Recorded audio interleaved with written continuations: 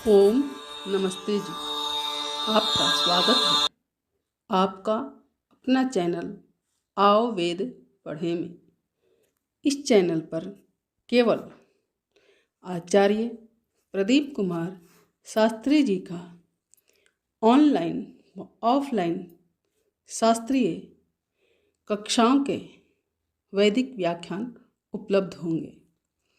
अपने चैनल पर आने वाले वीडियो की सूचना पाना चाहते हैं तो लाइक और सब्सक्राइब करें तथा घंटी के बटन को दबाएं, जिससे कि वीडियो अपलोड होते ही सबसे पहले सूचना पा सकें। वेद पढ़ें पढ़ाएं, सुने सुनाएं, वेद का संदेश घर घर पहुँचाएं। ऋषि ऋण को चुकाएं, अपना कर्तव्य निभाएं, जीवन सफल बनाएं।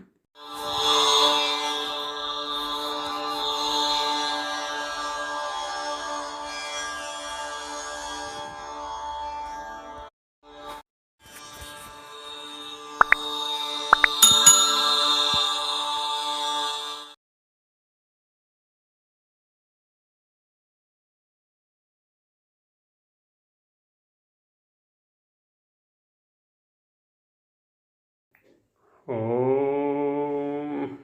सहना भवतु सहनो भुनक्तु सह वीर्यं करवावहै तेजस्विनावधीतमस्तु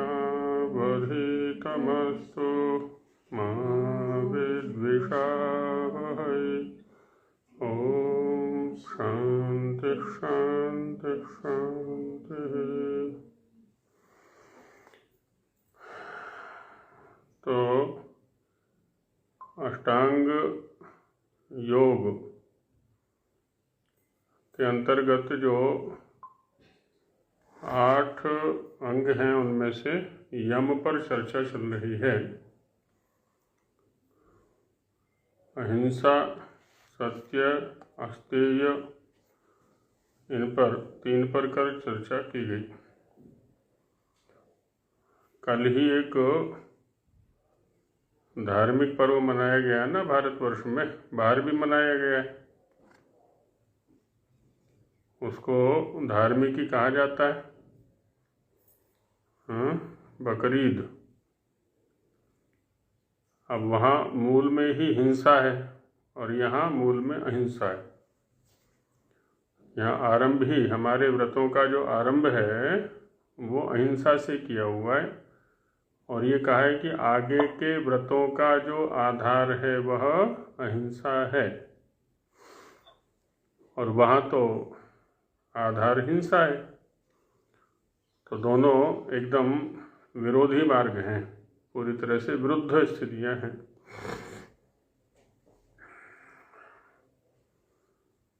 अब आगे जो चतुर्थ यम है उस पर चर्चा करते हैं। इनके पालन से क्या लाभ होगा, इस पर आगे चर्चा की जाएगी। अभी तो स्वरूप पर चर्चा की जा रही है। इन यमों का स्वरूप क्या है, अहिंसा किसको कहते हैं, अस्तेय किसको कहते हैं, आदि आदि इनके स्वरूप पर चर्चा की जा रही है। ब्रह्मचर्यम गुप्तेन्द्रियस्य उपस्थस्य संयमः। ब्रह्मचर्य का स्वरूप क्या है, तो कहते हैं कि गुप्तेन्द्रियस्य, बाकी जो इंद्रियां हैं वो तो प्रकट रहती हैं, ज्ञानेन्द्रियां हैं, कर्मेंद्रियां हैं, बाह्य कर्मों में व्यापृत रहती हैं। लेकिन जो गुप्तेंद्रिय है, नाम भी गुप्तेंद्रिय ही दिया है, जो उपस्थेंद्रिय है, पायु और उपस्थ हैं, इसमें भी मुख्य जो बल है वो उपस्थ को लेकर के है। जो प्रजननेन्द्रिय है या मूत्रेंद्रिय है, इसलिए साक्षात कह दिया कि गुप्तेन्द्रियस्य उपस्थस्य, गुप्तेंद्रिय जो उपस्थ है उसका संयम करना, उसको नियंत्रित रखना,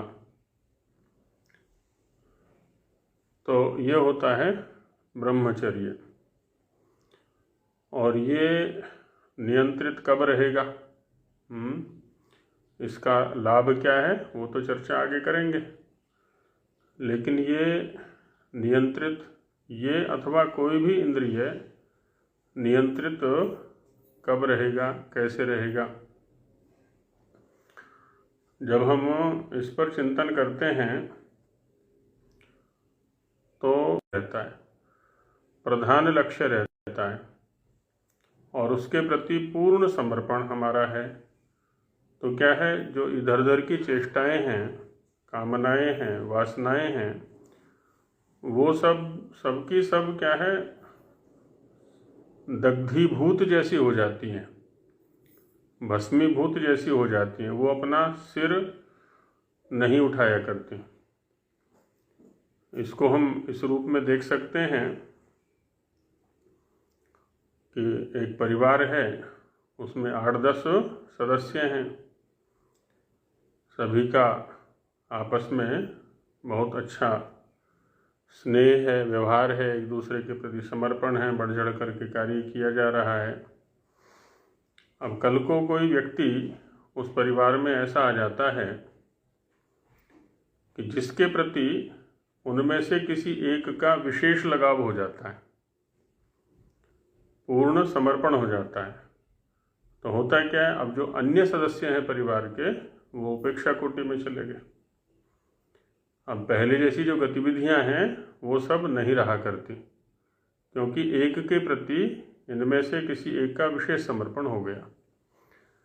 तो वैसे ही अभी सांसारिक दशा में तो क्या है, हम सभी इंद्रियों को बराबर समय दे रहे हैं, इनका बराबर उपयोग कर रहे हैं। लेकिन जब हम ईश्वर के प्रति समर्पित होते हैं, जो कि हमारा मुख्य लक्ष्य है, तो ये सब क्या होगा, उदासीन, उपेक्षा कोटि में, साधन के रूप में तो रहेंगे ये, इनको उतनी महत्ता नहीं दी जा रही है जितनी पहले दी जा रही थी। तो फिर यहाँ संयम हो जाता है। और जैसे ही हमने इनको महत्ता दी, क्योंकि उपनिषदकार कहते हैं ना, परांची खानी व्यतीर्णत स्वयंभू, ख कहते हैं इंद्रियों को, कि ये जो इंद्रियां हैं ना, ये परांची, परांची माने बहिर्मुख, बहिर्भूत, परांची खानी, तो स्वयंभू ने इनको परांची बनाया है, बहिर्मुख बनाया है। तो बाहर के विषयों को ये निरंतर देखती रहती हैं इंद्रियां। आँखों को भी बाहर के दृश्य दिखाई पड़ेंगे, नासिका को भी बाहर की गंध दिखाई पड़ेगी, श्रोत्र को शब्द सुनाई पड़ेंगे, त्वचा को स्पर्श है। तो अच्छे अच्छे विषयों को ग्रहण करने की ये प्रेरणा बराबर देती रहती है कि मुझे ये चाहिए, मुझे ये चाहिए, मुझे ये चाहिए। तो उधर यथार्थ ज्ञान करके निवृत्ति करनी है। दूसरा क्या होता है, ये जो ब्रह्मचर्य शब्द है यहाँ पर, जैसे पहले भी हमारी चर्चा हो चुकी है, ब्रह्म ईश्वर के लिए भी आता है, प्रकृति के लिए भी है, ब्रह्म वेद के लिए भी है। तो वेद के माध्यम से हम प्रकृति के स्वरूप को भी जानेंगे और ईश्वर के स्वरूप को भी जानेंगे।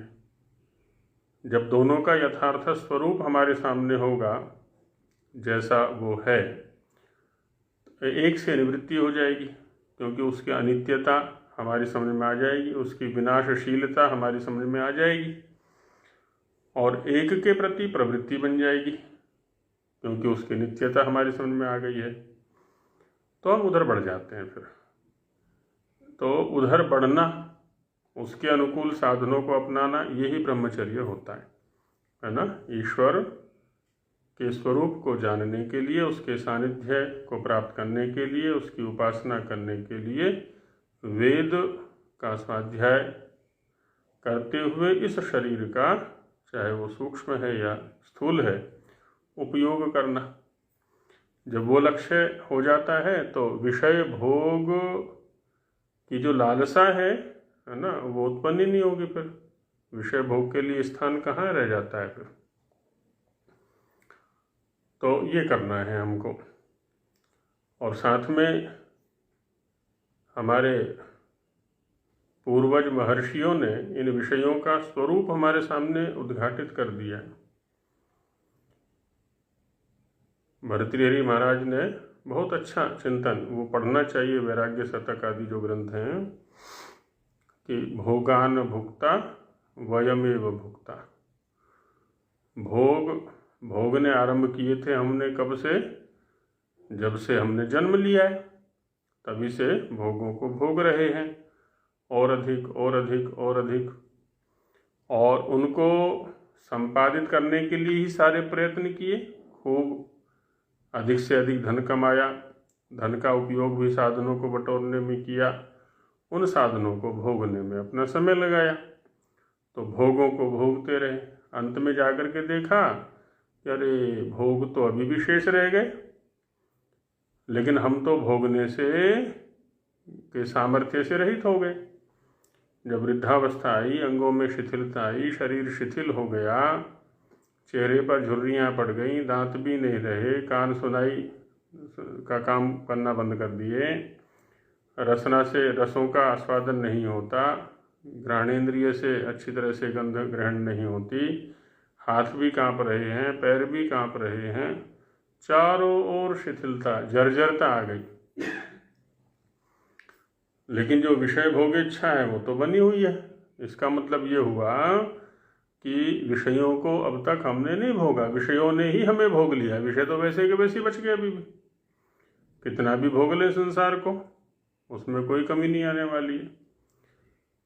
तो जब ये स्वरूप हमारे सामने होता है कि भोगा न भुक्ता वयमेव भुक्ता, तो फिर उनसे विरति होती है। और जिधर हमारी रति होनी चाहिए, जिधर हमारी गति होनी चाहिए, उधर गति बनती है। पांचवा है अपरिग्रह। परि माने परितः, चारों ओर से, ग्रह माने ग्रहण करना। तो चारों ओर से ग्रहण करना ये होता है परिग्रह। और इसके विपरीत जितना आवश्यक है उतना ग्रहण करना। आवश्यकताओं पर भी ध्यान रखना है हमें, ये हमारी आवश्यकता है अथवा नहीं है, या प्रतिस्पर्धा में पढ़ करके ही मैं ले रहा हूँ, तो उस पर ध्यान रखना। न्यून, बहुत थोड़ी सी आवश्यकताओं से ही हमारा काम चल जाता है, लेकिन हम आवश्यकताएं बढ़ाते चले जाते हैं, बढ़ाते चले जाते हैं, बढ़ाते चले जाते हैं। और घर के अंदर यदि वस्तुओं को देखें, आवश्यकता से अधिक वस्तुएं भर रखी हैं हमने कि चलो ये भी ले लेते हैं। जब पैसा अधिक होता है, जाते हैं बाजार में इधर उधर, अब चूंकि पैसा है जेब में तो वो कूदेगा, तो वो बार बार प्रेरित करता है कि चलो ये भी ले लेते हैं, ये भी ले लेते हैं, ये भी ले लेते हैं, आदि आदि, और घर को कूड़ा घर बना लेते हैं। तो इसीलिए कह रहे हैं आगे यहाँ पर सूत्रकार कि विषयाणाम, विषयों का, विषय अथवा विषयों के साधन। पहला है अर्जनम, अंतिम शब्द है दोष दर्शनात्। विषयाणाम अर्जन, रक्षण, क्षय, संग, हिंसा, दोष दर्शनात्, है ना। इन सब दोषों के दर्शन से अस्वीकरणम, उनको स्वीकार न करना। तो क्या क्या है यहाँ पर? अर्जनम, पहले तो इकट्ठा करना। कितना भयंकर परिश्रम करना पड़ता है। हमने तो देखा है अनेक व्यक्तियों को, प्रातः से लेकर के रात्रि तक। और आजकल तो व्यवस्थाएं ऐसी हो गई है कि अब ना दिन है ना रात है, 24 घंटे कार्य चल रहा है। होटल हैं वो 24 घंटे चल रहे हैं, कल कारखाने हैं वो भी 24 घंटे चल रहे हैं, 3-3 शिफ्ट की ड्यूटियां लगी हुई हैं। तो अब अपने लिए तो कहीं समय ही नहीं है। तो अर्जनम, अर्जन में दोष, और भी अनेक प्रकार के दोष। नीतिकार ने कहा कि अर्थानाम अर्जने दुखम अर्जितानाम च रक्षणे, आये दुखम व्यये दुखम हा धिक दुख संशयान। तो कहते हैं कि अर्थानाम अर्जने दुखम, जब धन कमाने चलते हैं तो कितने कष्ट होते हैं, कितने अपमान सहन करने पड़ते हैं और न जाने कितने पापड़ बेलने पड़ते हैं। सब जानते हैं जिन्होंने धन कमाया है। अच्छा, कमा रहे हैं, धन पास में आने लगा, अब उसकी सुरक्षा का भय सताने लगता है। इसको टैक्स वालों से कैसे बचाएं, इसको दान वालों से कैसे बचाएं, इसको भिखारियों से कैसे बचाएं, चोरों से कैसे बचाएं, डाकुओं से कैसे बचाएं, और ऐसा प्रयत्न किया जाए कि छिपा रहे, क्योंकि पता लग गया तो हो सकता है कल को कोई हमें भी मार डाले धन के लिए, तो जान के भी लाले पड़ जाते हैं। तो अर्जिता नाम से रक्षण है, रक्षा करने में भी दुख है। कल को खर्चा करने चलते हैं और इतना खर्चा हो गया, तो खर्च करते समय भी जब जेब से निकलता है ना तो कितना कष्ट होता है। ये तो बड़ी महंगाई हो गई, पेट्रोल इतना महंगा हो गया, दूध इतना महंगा, घी इतना महंगा, कपड़े इतने महंगे, वाहन इतनी, यात्रा इतनी, आदि आदि जो भी है, वहाँ भी कष्ट होता है। तो इस प्रकार से आये दुखम, आय के समय भी कष्ट दुख होता है, व्यय के समय भी होता है। तो नीतिकार कहता है धिग अर्थान कष्ट संशयान, ऐसे अर्थों को धिक्कार है जो कि कष्टों का ही आश्रय बने हुए हैं। तो अर्जन, फिर रक्षण है ना, रक्षण में भी दोष, क्षय, उनके विनाश में भी दोष। वो नीतिकार ने ही एक स्थान पर कहा है कि एक व्यक्ति ने धन कमाया, खूब कमाया, और कमा कमा के इकट्ठा कर लिया, है ना, भोग नहीं किया। और दूसरा व्यक्ति है वो संतोष वृत्ति से जी रहा है ना, दुखी नहीं है, दीन नहीं है, अपितु संतोष वृत्ति से जी रहा है, संतुष्ट है। तो इसलिए क्या, संग्रह नहीं किया उसने। अब एक व्यक्ति ने संग्रह किया, संग्रह करके अपना जमा कर लिया कहीं भी, तो वो जिसने संग्रह किया वो स्वामी है किसका, धन का या संपत्ति का, और जो दूसरा व्यक्ति है वो स्वामी नहीं है उस संपत्ति का। तो नीतिकार ने यहाँ विवेचन प्रस्तुत किया है। देखो, वैसे तो उस धन के दोनों बराबर के स्वामी हैं, क्योंकि उपयोग में तो उसके भी नहीं आ रहा ना, वो जिसने कमाया है, और इसको उपयोग करना नहीं है, जो संतोषी है, संतुष्ट है, इसको उपयोग करना नहीं है। जब कल को वो धन नष्ट हो जाएगा, है ना, चोरों ने ले लिया, दस्युओं ने ले लिया, राजा ने ले लिया, आदि आदि, तो तब क्या है, उसको दुख होगा। किसको होगा, जिसने कमाया है। इतने मात्र का स्वामित्व उसका अधिक है ना, इसका स्वामित्व नहीं है उसमें, तो केवल दुख का स्वामी बना हुआ है, वो पैसे का स्वामी नहीं है।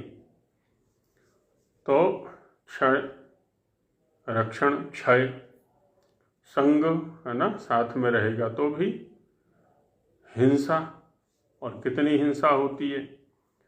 धन कमाने वाले जानते हैं कैसे कैसे शोषण करके ग्राहकों का जो है धन अर्जित करते हैं। वो चलो इससे इतना ले लेते हैं, इससे इतना ले लेते हैं, इससे ज़्यादा ले लेते हैं। ठेकेदार है वो अपने ढंग से शोषण कर रहा है, मजदूर है, मिस्त्री है, जो भी है अपने अपने स्तर पर शोषण करने में लगे हुए हैं। चिकित्सक हैं, अध्यापक हैं, छात्रों को पढ़ा नहीं रहे लेकिन धन इकट्ठा करने में लगे हुए हैं। चिकित्सक हैं, चिकित्सा ठीक से कर नहीं रहे, पैसा इकट्ठा करने में लगे हुए हैं। तो जिसको देखो वही, तो वहाँ भी क्या है, हिंसा। इन सब दोषों को देख करके अस्वीकरणम। अब देखिए, ये जो स्वी में ई लगा हुआ है ना, ये भी बड़े महत्व का है ना। स्वी में जो ई है, ये जो ई है ना बीच में, वो तब आता है जब वह वस्तु हमारी नहीं होती, लेकिन हम उसको अपना बना रहे होते हैं या बनाना चाहते हैं, है ना। जो स्व नहीं है उसको स्व करना, जो स्व नहीं है, जो अपना नहीं है उसको अपना करना, ये होता है स्वीकार या स्वीकरणम। तो न स्वीकरणम अस्वीकरणम, जिसको स्वीकार नहीं करना, जब वो अपना है ही नहीं और इतने सारे दोष भी हैं फिर वहाँ पर, तो उसका स्वीकार न करना। पहले तो हम स्वीकार शब्द के माध्यम से ही उसकी यथार्थता को जाने कि भाई ये अपना होने वाला नहीं है, अपना बनाने का प्रयास तो अवश्य कर रहे हैं हम, क्योंकि वो हमारा है ही नहीं। फिर भी उसके संग्रह की वृत्ति हो सकती है। तो कहते हैं इन सब दोषों के दर्शन से उसको स्वीकार न करना, ये क्या कहलाता? अपरिग्रह। ये अपरिग्रह कहलाता है। तो इस प्रकार से ये 5 यम हैं: अहिंसा, सत्य, अस्तेय, ब्रह्मचर्य और अपरिग्रह। और ये हमको कहीं ना कहीं सामाजिक बनाते हैं। हिंसा, अहिंसा का जो व्यवहार होगा वो दूसरों के साथ होगा, सत्याचरण है वो दूसरों के साथ होगा, स्तेय, अस्तेय जो है वो भी दूसरों के साथ है, ब्रह्मचर्य Recording in progress. ब्रह्मचर्य का संबंध भी दूसरों के साथ है। और जो परिग्रह, अपरिग्रह है तो बाह्य पदार्थों के साथ है ही है। यदि हम यमों का सेवन करते हैं तो हम कहीं पर भी निर्विघ्न रूप से, किसी भी परिस्थिति में निर्विघ्न रूप से रह सकते हैं। कोई भी समस्या हमें आने वाली नहीं है। अभी तो कहीं जाते हैं तो पहले से ही पूछताछ कर लेते हैं कि वहाँ एसी मिलेगा कि नहीं मिलेगा, इंग्लिश सीट मिलेगी कि नहीं मिलेगी, और ऐसे गद्दे मिलेंगे कि नहीं मिलेंगे, ये सुविधा मिलेगी कि नहीं मिलेगी। और जो व्यक्ति यमों में जिएगा उसको तो कोई सुविधा चाहिए नहीं, जैसी परिस्थिति होगी उसी के अनुकूल स्वयं को ढाल लेगा। इत्येते यमः, तो ये हैं यम। इन सब में क्या है? विरति है ना। यम का अर्थ देखा था ना पहले, यम ऊपर में अहिंसा है तो हिंसा का त्याग है वहाँ पर, सत्य है असत्य का त्याग है, असत्य से दूर रहना है, अस्तेय है स्तेय का त्याग है, ब्रह्मचर्य है विषय सेवन का त्याग है, और अपरिग्रह है परिग्रह वृत्ति का त्याग है। तो सब में त्याग ही त्याग है, छोड़ना है उनका यथार्थ स्वरूप देख करके। इसका हिंदी भाष्य करते हैं स्वामी जी महाराज मैत्री आदि। अर्थात इस संसार में जितने मनुष्य आदि प्राणी सुखी हैं, सांसारिक स्तर पर तो सुखी होते ही है ना, उन सब के साथ मित्रता करना है ना, मैत्री भाव रखना है। दुखियों पर कृपा दृष्टि रखनी कि इन दुखियों को हम कैसे ऊपर उठा सकते हैं, कैसे इनका उद्धार कर सकते हैं। पुण्यात्माओं के साथ प्रसन्नता का व्यवहार रखना है। पापियों के साथ उपेक्षा। क्या उपेक्षा है? अर्थात न उनके साथ प्रीति रखना और न वैर करना। ना तो वैर करेंगे उनसे, ना ही मित्रता रखेंगे। इस प्रकार के वर्तमान से, वर्तमान माने व्यवहार, तो ऐसा व्यवहार करने से उपासक के आत्मा में सत्य धर्म का प्रकाश। अब होगा क्या?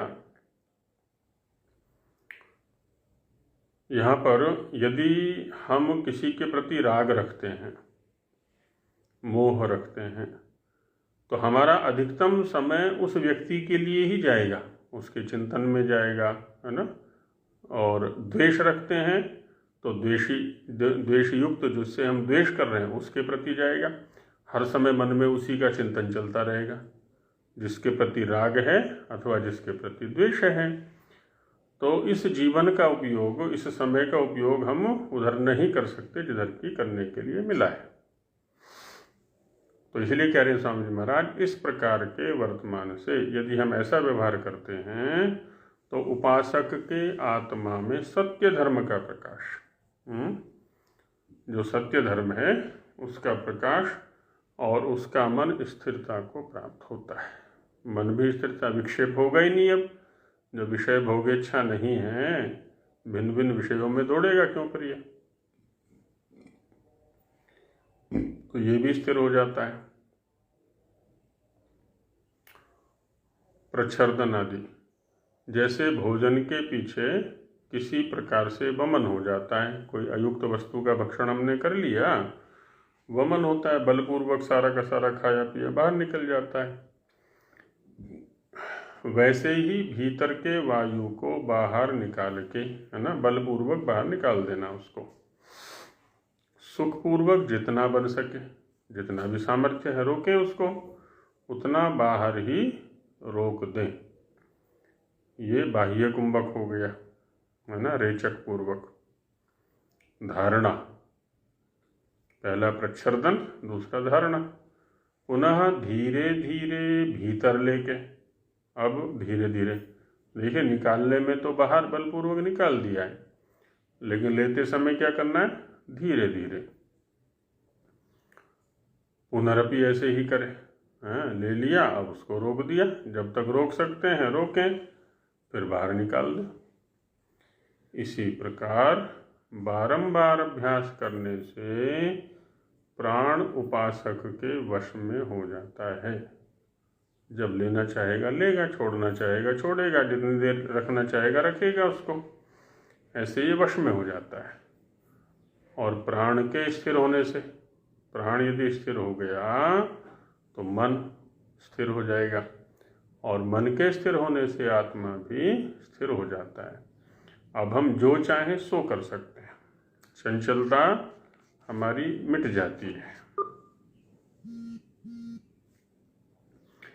इन तीनों के स्थिर होने के समय, जब ये तीनों स्थिर हो जाएंगे, आत्मा भी स्थिर हो गया, मन भी स्थिर हो गया और प्राण भी स्थिर हो गए। प्राण जो कि सभी गतिविधियों के आधार है, इन्हीं के आधार पर संपूर्ण शरीर की गतिविधियां चलती हैं हमारी।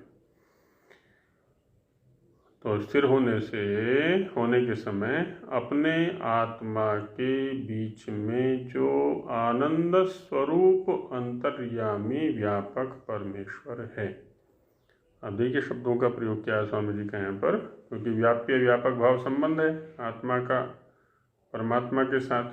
परमात्मा जो है आत्मा के अंदर व्याप्त है, जैसे तिलों में तेल व्याप्त होता है, या दूध में मक्खन या घी व्याप्त होता है। तो वे कह रहे हैं कि अपने आत्मा के बीच में, है ना, उसके मध्य में जो आनंद स्वरूप, आनंद ही स्वरूप है जिसका, अपना रूप है जिसका, ऐसा अंतर्यामी व्यापक परमेश्वर है, एकदम व्याप्ति के माध्यम से वहाँ विद्यमान है, उसके स्वरूप में मग्न हो जाना चाहिए। अब बाहर की जो गतिविधियां हैं वो बंद हो गई। इंद्रियों की जो बाह्य वृत्तियां हैं, हमने यम का प्रयोग कर, इनका प्राणायाम का प्रयोग करके उनको रोक दिया है। तो उसमें मग्न हो जाना कैसे? जैसे मनुष्य जल में गोता मारकर ऊपर आता है, फिर गोता लगा जाता है, गोता लगाया, जल में डुबकी लगाई, बाहर आया, फिर डुबकी लगाई, तो ऐसे बार बार डुबकी लगाता रहे। और ये जो गोताखोर होते हैं ना, वो बहुत लंबे लंबे समय तक जल के अंदर रह जाते हैं अभ्यास के कारण से, और बड़ी गहराई तक पहुंच जाते हैं। बड़ी गहरी गहरी जो नदियां होती हैं ना, तो उनकी तली तक भी चले जाते हैं अभ्यास से, और सामान्य व्यक्ति नहीं कर सकता वैसा। तो यही स्थिति हमारी भी है। जब हम निरंतर अभ्यास करेंगे परमात्मा के विषय में, तो हम भी उसकी गहराइयों में जाएंगे। इसी प्रकार अपने आत्मा को परमेश्वर के बीच में बारंबार मग्न करना चाहिए। तो बारंबार वहाँ पर इस क्रिया को दोहराते रहें। आगे योगांगानुष्ठान की चर्चा। आगे उपासना योग के 8 अंग लिखते हैं, जिनके अनुष्ठान से अविद्यादि दोषों का क्षय। अविद्या तो प्रधान दोष है, जो अज्ञान है, और ज्ञान के प्रकाश की वृद्धि होने से अविद्या का नाश होता रहता है, ज्ञान का प्रकाश होता रहता है, और उससे क्या होता है, जीव यथावत मोक्ष को प्राप्त हो जाता है। अविवेक ख्याते, है ना, विवेक ख्याति होना माने मोक्ष को प्राप्त होना, तो उसकी उपलब्धि हो जाती है इसको। और उसमें अंग कौन से हैं तो दिखाते हैं, यम नियम इत्यादि, अर्थात एक यम, दूसरा नियम, तीसरा आसन, चौथा प्राणायाम, पांचवा प्रत्याहार, छठा धारणा, सातवां ध्यान और आठवां समाधि। ये सब उपासना योग के अंग कहते हैं। और 8 अंगों का सिद्धांत रूप फल संयम है। तो इसमें एक एक को दिखाते हैं भी। तत्र हिंसा, उन 8 अंगों में से पहला यम है, जो 105 प्रकार का है। एक अहिंसा।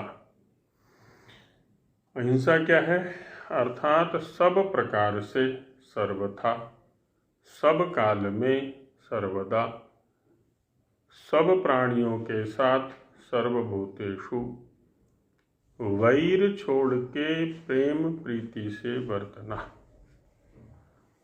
प्रेम और प्रीति क्या होता है, व्याकरण की दृष्टि से देखें तो दोनों में एक ही धातु है, प्रिय तर्पणे। हमारा व्यवहार ऐसा होना चाहिए, हमारा अस्तित्व ऐसा होना चाहिए, हमें देखते ही सामने वाले की तृप्ति हो जाए।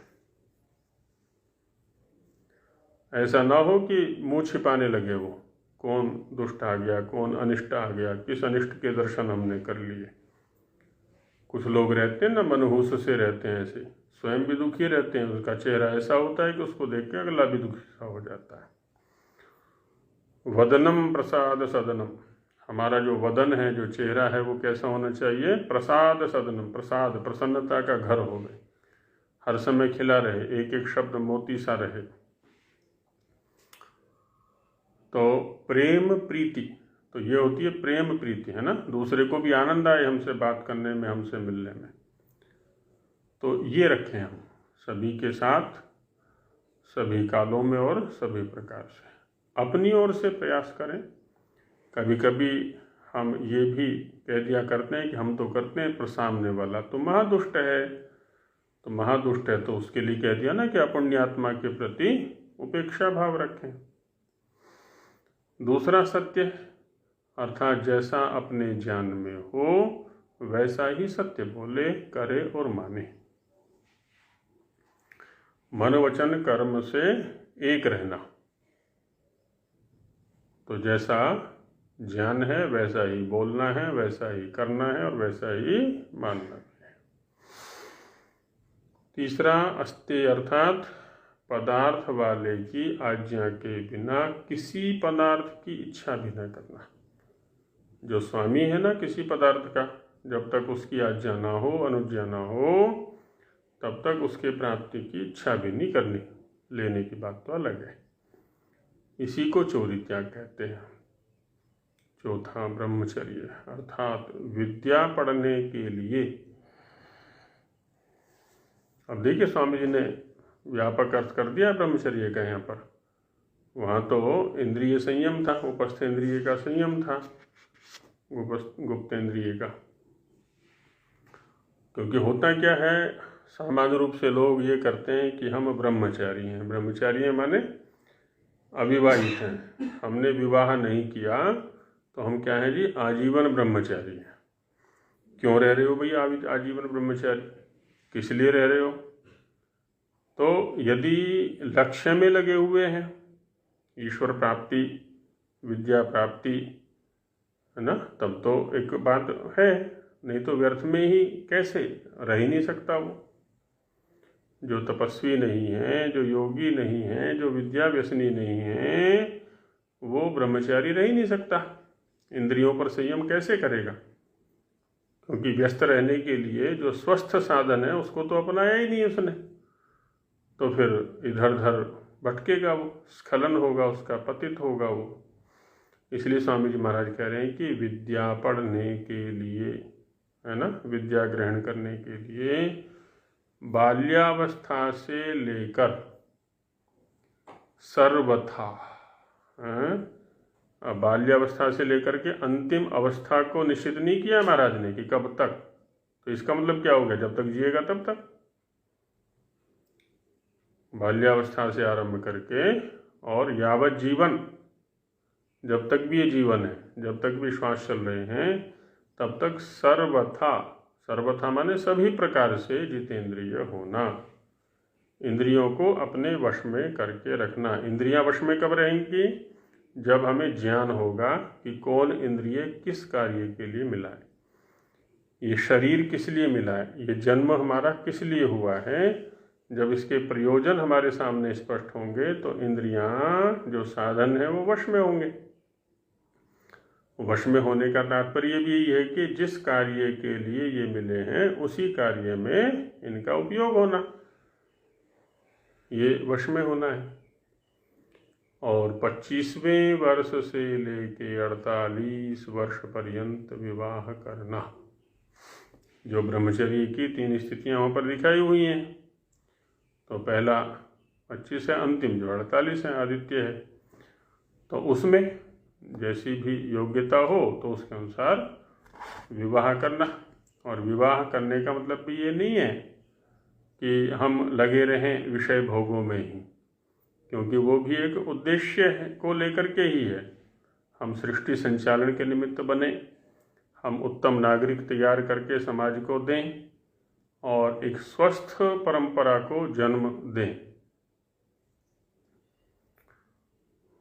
तो विवाह करना, और उसमें क्या है, परस्त्री, है ना, दूसरे की स्त्री पर या दूसरी स्त्री से यहाँ पुरुष का भी ग्रहण हो जाएगा, माने पुरुष के लिए पर स्त्री और स्त्री के लिए पर पुरुष।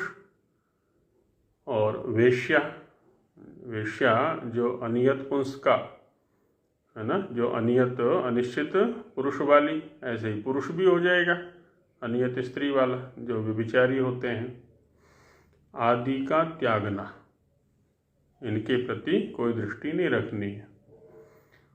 सदा ऋतुगामी होना, कहाँ के लिए कह रहे हैं स्वामी जी महाराज, ये गृहस्थ में जा कर के। जैसे हम देखते हैं अपने आसपास जो पशु हैं, पक्षी हैं, वो क्या है ना, स्वाभाविक रूप से ऋतुगामी है। जब ऋतुकाल होगा, संतानोत्पत्ति की अनुकूलता होती है, तभी वो गमन करते हैं, नहीं तो नहीं करते।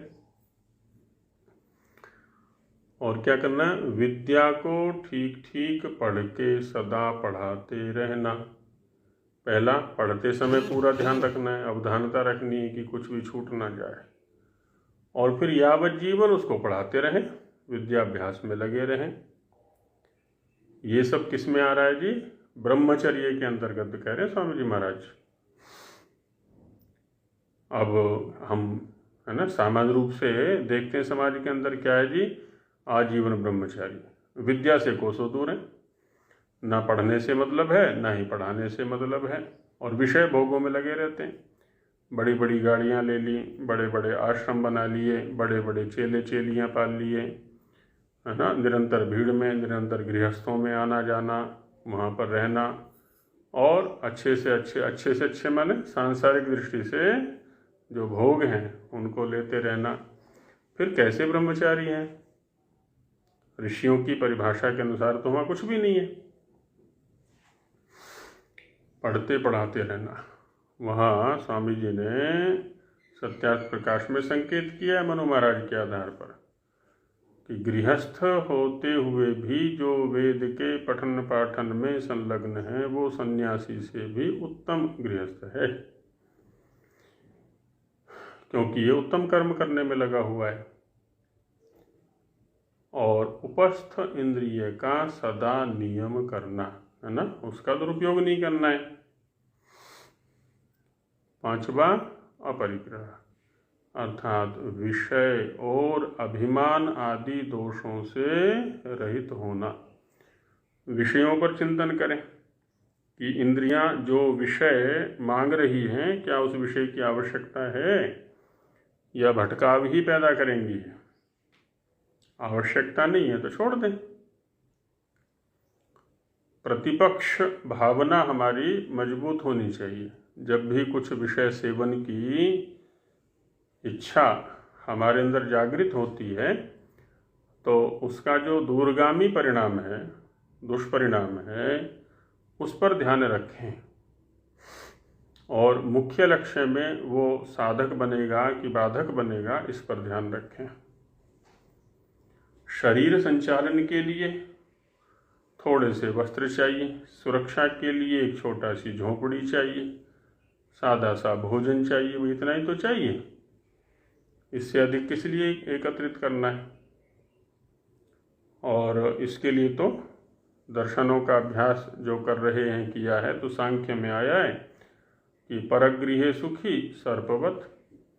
अपना घर भी बनाने की आवश्यकता नहीं है, दूसरों के घर में रहो। कैसे? जैसे सांप रहता है, अपना घर बनाता ही नहीं कभी। यहाँ कुछ आपत्ति आ गई, अतिवृष्टि हो गई, अनावृष्टि हो गई, कुछ और आ गया, छोड़ करके दूसरे घर में घुस जाओ। अब इसमें कोई कहे कि फिर ऐसे तो कोई घर बनाएगा ही नहीं, तो ऐसा कभी नहीं होता। 99 से भी अधिक प्रतिशत की जो वृत्ति है ना, वो सांसारिक होती है। तो घर बनाने वाले तो खूब मिलेंगे। संन्यास ले लेते हैं, फिर भी घर बनाने में लगे हुए हैं। अपने आप को साधक घोषित कर देते हैं, फिर भी घर बनाने में लगे हुए हैं कि हमारा इतना बड़ा आश्रम होना चाहिए, ऐसा होना चाहिए, वैसा होना चाहिए, आदि आदि। तो ये जो वित्तृष्णा है या लोकेशना है, पुत्रेष्णा है, इनका त्याग एकाएक नहीं होता, बहुत लंबा अभ्यास चाहिए। तो विषय और क्या है? अभिमान आदि दोषों से रहित होना। अभिमान भी बड़ा परेशान करता है। इन पांचों का ठीक ठीक अनुष्ठान करने से उपासना का बीज बोया जाता है, क्योंकि प्रवेश हो रहा है ना यहाँ से उपासना के लिए। ये बीजावपन काल है, बीज बोने का काल है। जैसे खेती में बीज बोया जाता है, वैसे यहाँ पर भी उपासना के बीज बोए जा रहे हैं इन यमों का सेवन करके। दूसरा अंग उपासना का नियम है, जो कि 5 प्रकार का है। तो दूसरा नियम आ जाता है। यमों के विषय में किन्हीं का कुछ विचारणीय तो नहीं है। किन्हीं का कुछ हो तो रख लिया करें बीच में। कहीं और कुछ मिला है, कुछ संशय है ना, उसको रख लेना चाहिए, चर्चा कर लेनी चाहिए। अब नियमों को देखते हैं। तो वो नियम कौन से हैं? शौच, संतोष, तपः, स्वाध्याय, ईश्वर प्रणिधानानि नियमाः। इसमें शौच है, संतोष है, तप, स्वाध्याय, ईश्वर प्रणिधान, ये नियम के अंतर्गत आते हैं। अब इनका स्वरूप क्या है नियमों का? तो दिखाते हैं। शौचम भाष्य में बाह्यम आभ्यंतरंच। बाह्य शौच, शौच माने पवित्रता, शुचिता, शुद्धि। वो एक तो बाह्य रूप होता है और एक आभ्यंतर रूप होता है। अंदर की शुद्धि और बाहर की शुद्धि। बाहर की शुद्धि से तात्पर्य है स्थूल शरीर की शुद्धि, और आभ्यंतर शुद्धि से तात्पर्य सूक्ष्म शरीर की, अंतःकरण आदि की शुद्धि। इसीलिए कह रहे हैं आगे इसको खोलते हुए कि बाह्यम जलादिना। जो बाह्य शुद्धि है, बाह्य शौच है, वो कैसा होता है? जलादि के द्वारा। शरीर गंदा हो गया काम करते करते, तो जल से धो दिया इसको, कुछ और उबटन आदि लगा दिया, कभी नींबू है, कभी मिट्टी है, कभी साबुन है, जो भी है, तो अंदर तक के मैल साफ हो जाते हैं। अंदर मलावरोध हो गया पानी पी लिया तो अंदर जो मल रुके हुए थे उनको बाहर निकाल दिया। कभी कुछ औषधि सेवन कर लेते हैं, त्रिफला का सेवन कर लिया, या और जो भी शुद्धि के साधन आयुर्वेद में कहे गए उनका सेवन किया तो जो स्थूल शरीर है उसका शोधन हो जाता है, शुचिता हो जाती है। लेकिन आभ्यंतरम, जो आभ्यंतर शौच है वो कैसा है? राग द्वेष असत्यादि त्यागेन। जो मानसिक रोग हैं, मानसिक रोग हैं, ये राग है, द्वेष है, असत्य है, काम है, क्रोध है, आलस्य है, प्रमाद है, ईर्ष्या है, आदि आदि जो भी हैं, तो कहते हैं इनका त्याग करते चले जाएं तो मन पवित्र होता चला जाएगा। उसमें मनु महाराज ने कहा है ना, शोधन के साधन बताए हैं, अद्भिर्गात्राणि शुद्ध्यन्ति मनः सत्येन शुद्ध्यति विद्या तपोभ्याम भूतात्मा बुद्धिर्ज्ञानेन शुद्ध्यति। गात्राणि माने अंगानि, शरीरों की जो शुद्धि है, अंगों की, शरीर के अंगों की शुद्धि जल से होती है, और सत्याचरण से, एक रूप रहने से मन की शुद्धि होती है। विद्या और तप अर्जन करने में लगे रहें तो जो जीवात्मा है उसका शोधन है, और ज्ञान के द्वारा, सद्ज्ञान के द्वारा, यथार्थ ज्ञान के द्वारा बुद्धि का शोधन होता है। ये साधन बताए यहाँ पर। तो वही कहा कि राग द्वेष सत्यादि त्यागेन च कार्यम, इन साधनों से बाह्य और आभ्यंतर शुचिता करते रहना है निरंतर। संतोष, संतोष क्या होता है जी? धर्मानुष्ठानेन सम्यक प्रसन्नता संपादनीया। जी, विद्या और ज्ञान में क्या अंतर है?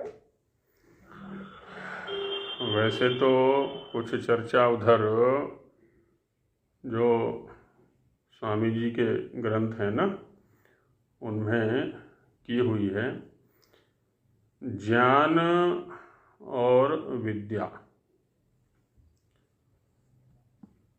विद्या वह साधन है ना, या सा विद्या या विमुक्त, ये जो दुखों से मुक्ति का साधन बने, दुखों को दूर करने का साधन बने। और ज्ञान क्या होता है? बौद्धिक स्वीकृति, जो बौद्धिक स्तर पर हम एकत्रित करते चले जाते हैं ना, उसको ज्ञान कह देते हैं। वैसे तो इनमें भी विशेषण दे दिए जाते हैं आगे चल के खोलने के लिए, माने पर्यायवाची के रूप में भी इनका प्रयोग कर दिया जाता है। ज्ञान और विद्या का पर्यायवाची के रूप में भी पर्याप्त प्रयोग मिलेगा। और फिर आगे यथार्थ शब्द का प्रयोग कर देते हैं, यथार्थ ज्ञान, यथार्थ विद्या। तो अब देखिए यहाँ पर धर्मानुष्ठानेन, संतोष की प्राप्ति हमें कब होगी? जब हम धर्मानुष्ठान करेंगे। धर्म क्या होता है? धारयति इति धर्मः, जो धारण करता है हमें वह धर्म है। जब भी हम किसी भी गतिविधि को करते हैं, किसी भी चेष्टा को करते हैं, किसी भी क्रिया को करते हैं, किसी भी इंद्रिय के द्वारा, तो उससे पहले हमें ये विवेक होना चाहिए, चिंतन हमारा उभरना चाहिए कि मैं इस क्रिया को किस लिए कर रहा हूँ, इस विषय को किस लिए ग्रहण कर रहा हूँ, ये मेरे लक्ष्य में साधक है कि बाधक है। और उसकी गहराई तक जाएं, उसके परिणाम तक जाएं। जब हम परिणाम तक जाकर के उसका ग्रहण करते हैं, गहराई तक जाकर के उसका ग्रहण करते हैं, तो हम धर्मानुष्ठान कर रहे हैं, क्योंकि कल को वही तो हमें धारण करेगा। हम देख रहे हैं किसी को, किस लिए देख रहे हैं? वो जो देखना है उस पदार्थ विशेष का या व्यक्ति विशेष का, वो हमें धारण करने वाला है या हमारे विनाश का निमित्त बनने वाला है, आदि आदि चिंतन करें। तो धर्मानुष्ठानेन, हम पैसा कमा रहे हैं, किस लिए कमा रहे हैं पैसा? पैसे का उपयोग क्या है, रुपए का प्रयोग क्या है। खाली एकत्रित करना तो ये उपयोग नहीं है, क्योंकि जितनी भी सांसारिक वस्तुएं हैं, जितनी भी ये पांच भौतिक वस्तुएं हैं, इनमें से किसी का भी अस्तित्व अपने लिए नहीं है। जैसे मकान का मकान के लिए अस्तित्व नहीं है, शरीर का शरीर के लिए नहीं है, वृक्ष का वृक्ष के लिए नहीं है, पैसे का पैसे के लिए नहीं है, किसी अन्य के लिए ये, क्योंकि ये साधन है और जीव के भोग के साधन है। तो जब हम पैसा कमा रहे हैं तो ये ध्यान रखें कि किस लिए कमा रहे हैं और कितने पैसे की हमें आवश्यकता है। जितना हम कमा रहे हैं क्या वस्तुतः उतने की आवश्यकता हमें है। इसके कमाने के लिए जितना समय हम लगा रहे हैं, जितनी ऊर्जा हम लगा रहे हैं, क्या इतनी ऊर्जा लगानी चाहिए, अथवा हम गलत अनुचित रास्ते में अपनी ऊर्जा का अपव्यय कर रहे हैं, अपने समय का अपव्यय कर रहे हैं। यदि ऐसा कर रहे हैं तो वहाँ से हमें हटना चाहिए। तो जब हमारा चिंतन चलता है विवेक पूर्वक, तब हम क्या होता है, धर्म के मार्ग पर होते हैं। धर्म शब्द भी कुछ क्रियाओं में सीमित कर दिया है कि हम यज्ञ कर रहे हैं, है ना, हम संध्या कर रहे हैं। अब इनके पीछे भी क्या रहस्य है, क्या गंभीरता है, उस पर ध्यान नहीं दिया जाता। यज्ञ किस लिए कर रहे हैं, पीछे विस्तृत चिंतन आ चुका है। संध्या किस लिए कर रहे हैं, तो हर चीज़ की गहराई में जा कर के जब हम उस क्रिया को संपन्न करते हैं तो हम धर्मानुष्ठान करते हैं। और जब धर्मानुष्ठान करते हैं तो क्या होता है, प्रसन्नता आती है, क्योंकि हम उस क्रिया को उस लिए कर रहे हैं जिसके लिए कि उसको करना चाहिए। हम यथार्थ प्रवृत्ति से युक्त हैं, हमारी प्रवृत्तियां भिन्न नहीं हैं। अब कोई व्यक्ति बहानेबाजी बनाए कि देखो कितना पैसा कमा लिया, बहुत अच्छा किया इसने, इतना संपन्न हो गया, इतना वो हो गया है, लेकिन वो तो ठीक है, लेकिन जिस लक्ष्य के लिए शरीर लिया था, जिसके लिए पैसा कमाया था, उस लक्ष्य की ओर तो बढ़ नहीं रहा बिल्कुल भी। तो खाली पैसा अर्जित करना इकट्ठा करना उसी में लगा हुआ है। तो वो तो लक्ष्य के विपरीत मार्ग में यात्रा चल रही है उसकी, वो दूर जाता चला जा रहा है। ये देखना है। तो जब हम विवेक पूर्वक किसी क्रिया को करते हैं तो हम धर्मानुष्ठान कर रहे हैं। हम भोजन कर रहे हैं, किस लिए कर रहे हैं जी भोजन। वस्त्र पहन रहे हैं, किस लिए पहन रहे हैं जी वस्त्र। अब वस्त्र का मतलब होता है बस आच्छादन, शरीर को आच्छादित करना है, धूप ना लगे, वर्षा आदि से रक्षा हो जाए, तेज हवा से रक्षा हो जाए, और कुछ अंग जो गोपनीय हैं वो गुप्त हो जाएं। वस्त्रों का मतलब इतना ही होता है। अब हम उनको प्रदर्शन के लिए पहनने लगे कि ऐसे वस्त्र पहनेंगे जिससे कि हमारी वाहवाही हो जाए, देखो क्या सुंदर वस्त्र पहने। अब ये तो दुरुपयोग हो गया, इनका वस्त्रों का लक्ष्य वो तो नहीं था। हम आभूषण पहन रहे हैं चिकित्सा की दृष्टि से तो ठीक है, दिखाने की दृष्टि से पहन रहे हैं अनुचित हो गया, आदि आदि। प्रत्येक क्रिया पर ध्यान रखें तो धर्मानुष्ठान हो जाएगा। उससे क्या है, प्रसन्नता होगी। फिर तब क्या होता है, तपः सदैव धर्मानुष्ठानमेव कर्तव्यम। तब का मतलब है कि सदा हर परिस्थिति में धर्म के अनुकूल ही अनुष्ठान करना है, भले ही कितनी भी अनुकूल अथवा प्रतिकूल परिस्थिति हमारी क्यों ना हो। किसी भी अनुकूल या प्रतिकूल परिस्थिति से भटकना नहीं है, स्खलित नहीं होना है, पतित नहीं होना है। कहाँ से, धर्मानुष्ठान से। यदि धर्मानुष्ठान वही हो गया कि हम गंभीरता से चिंतन पूर्वक चल रहे हैं, ये क्रिया यह पदार्थ हमारे लक्ष्य में साधक है तो है, बस इसको नहीं छोड़ेंगे। भले ही हमें कितने प्रलोभन दिए जाएं या कितना भी भय संपादित किया जाए, उससे हम विचलित नहीं होंगे। इसी को कहा जाता है द्वंद्वों को सहन करना। द्वंद्व क्या है, अनुकूल और प्रतिकूल परिस्थितियां। स्वाध्याय क्या होता है, वेदादि सत्य शास्त्राणाम अध्ययनाध्यापने प्रणव जपोवा। अब देखिए ये स्वाध्याय का स्वरूप है कि वेदादि सत्य शास्त्रों का अध्ययन करना और अध्यापन कराना। स्वयं करना भी और कराना भी। स्वामी जी महाराज ने भी यही कहा ना, वेद का पढ़ना पढ़ाना सुनना सुनाना सबका सब आर्यों का परम धर्म। आर्य बनना है तो वेद का पढ़ना पढ़ाना सुनना सुनाना इसको अपनाना पड़ेगा, नहीं तो आर्य नहीं बनेंगे हम। नाम के आगे या पीछे लगाने से आर्य नहीं हो जाते। और साथ में क्या है, प्रणव जप होगा। प्रणव जप भी करना है हमको। प्रणव का जप का स्वरूप क्या है, तज्जपस्तदर्थ भावनम आदि पहले चिंतन कर चुके हैं। ईश्वर प्रणिधानम परम गुरवे परमेश्वराय सर्वात्मादि द्रव्य समर्पणम।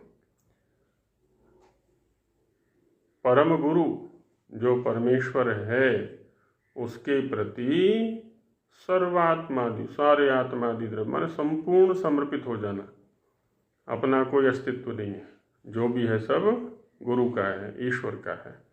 जैसे आजकल गुरु के प्रति समर्पण हो जाता है या गुरु करा लेता है उनको, तो हमें ईश्वर के प्रति समर्पित होना है।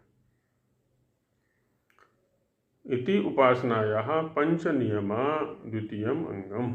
इस प्रकार से ये उपासना के 5 नियम हैं जो कि द्वितीय अंग के रूप में हैं। अब इनको अपनाने से, इनके आचरण से क्या क्या लाभ होते हैं, स्वरूप के पश्चात उन पर चिंतन किया जाएगा। अभी यहीं रोकते हैं अभ्यास को। ओम सहना भवतु सहनो भुनक्तु सह वीर्यं करवावहै तेजस्विनावधीतमस्तु मा विद्विषावहै। ओम शांति शांति शांति। सभी को नमस्ते जी।